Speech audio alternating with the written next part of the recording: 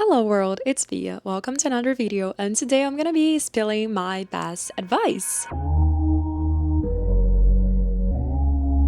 Alright guys, so it's raining outside and I would like you to sit at a very comfortable place, or it can be simply in your bed. Totally fine, I don't get offended. But I want this video to be like a casual conversation between friends, except I don't know you and this is a monologue because I cannot hear you guys. Just kidding, we're friends, you know. Well, first of all, my advice. Okay, we can go straight to this topic, right? A lot of people are talking about hobbies nowadays. Hobbies are very important, and I think nowadays generation is really emphasizing that women and men should have hobbies. And I totally agree. That's amazing. But what I've been noticing is that people have been portraying hobbies in a very specific way. The impression I have is that if you like running, that's not enough. Running in your neighborhood's not enough. You have to run a marathon and you have to post it about it and you have to make a video about it and you have to post on your social media. And don't get me wrong, you know, I'm a content creator. I literally show my hobbies, you know, that's what I do. But the thing is, apparently, you need to master everything you do. You like baking? Okay, how many breads have you ever done? You know, sometimes you just like baking a pie. One type of pie, and it's totally okay. That doesn't mean that you don't like baking. That doesn't mean that you cannot say that you like baking, because you do. You literally bake pies. So my question is, who gets to decide when we call something a hobby? Who decides that? Is it when we're good enough? Is it when we just have it started? When does a thing become a hobby? And following up this question, I have a few more. Do we have to be good at our hobbies? Do we really need to keep adding disclaimers to everything we love? Oh yeah, I love learning French, but I'm not very good at it. Okay. Why don't you say that you just like learning French? It's just the same thing with dancing, if you think about it. People always say, Oh my god, I love dancing, but I'm really bad at it. It's okay to just like dancing and be bad at it. And that's my advice. Embrace being bad at things. Start embracing that. You know, allow yourself to be bad at the language you're learning. And I'm not saying allow yourself in the sense of, oh yeah, keep being bad at it. You know, don't improve. No, that's not what I'm saying. I'm not saying that you shouldn't look for improvement. What I'm saying is, don't allow this sensation, this idea of being good, of needing to be good, stop you from searching or stop you from advancing. Okay, you need to allow yourself to be simply bad, to not know how to conjugate properly a verb, to not know how to pronounce things at first. You know, that's what I'm saying. I'm not saying that you should maintain this behavior in the sense of, oh yes, do not look for improvement. That's not what I'm saying. What I'm saying is allow yourself to be a bit bad in the beginning. You know, allow yourself to have some fun, because if you cannot be bad when learning a second language, then I have no idea in which situation you can be bad at it. Learning languages is the only hobby where being bad at it is part of the job.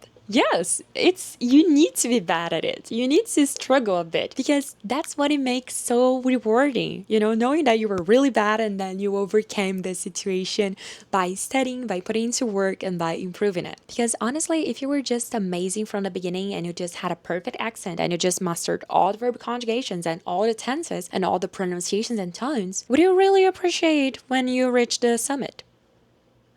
Let's be honest, we're humans. Not really. So that's the thing. I really think that people should just allow themselves to be a bit bad. That's it.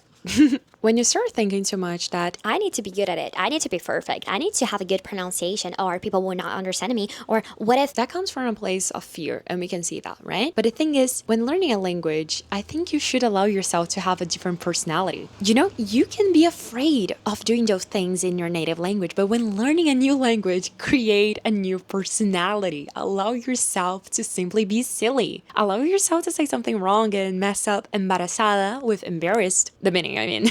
Because for you to be good at something, you first need to make a lot of mistakes. And that's perhaps the problem with our generation. We don't want to make mistakes. And if this channel wasn't about languages, we could even talk about love life right here. People simply are afraid of getting hurt. And perhaps when we think about languages, it's just the same thing. We're so afraid of what the other person's gonna say if we pronounce something wrongly, or if we don't sound like native speakers. And spoilers, we're not. that we simply make this paralyze us and we don't make any progress because what are they gonna think of me? Will they judge me? Will they laugh at me? Does that matter? Does that matter that they're laughing at you? Does it really matter? And first, if they do, that's really mean. So you're just receiving a judgmental look from me. And that counts. Second, I don't think they're gonna do that. I don't think they're gonna do that. If you tell me in the comments, Pia, someone actually did that to myself, Drop your names. no, just kidding. I don't think people are gonna do that. We create a lot of scenarios in our heads that most of the time they don't happen. Yeah, I'll say it one more time so you guys can actually understand that with me. We create a lot of scenarios in our head and we overthink a lot of stuff that don't happen or won't happen. Yeah. Have you ever thought about the amount of overthinking that you have done and what were the outcomes of those thoughts at the end?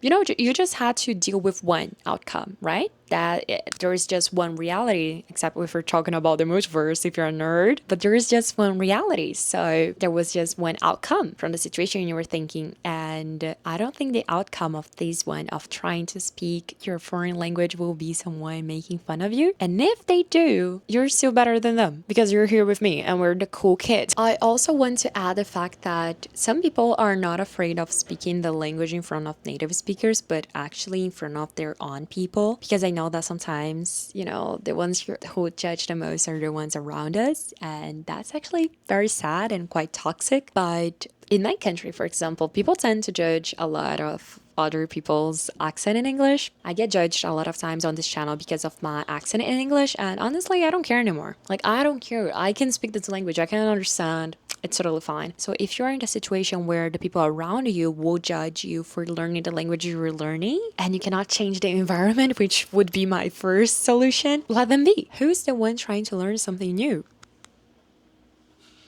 I guess it's you, right?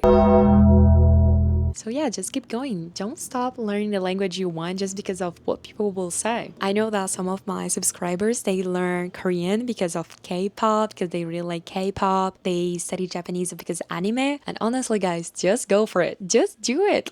At the end of the day, it doesn't matter your reason. You're learning a new language.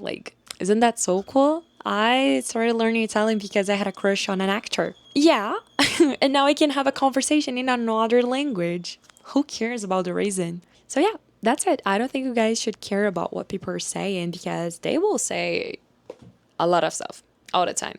Yeah, trust me. And I think you should allow yourself to be a bit bad sometimes, Let's be humble before we master this language. So if you like this video and if you like this type of conversation, just let me know in the comments and yeah, share your thoughts as well. And that's it. Give a thumbs up, subscribe to my channel, and I'll see you in the next video. Bye!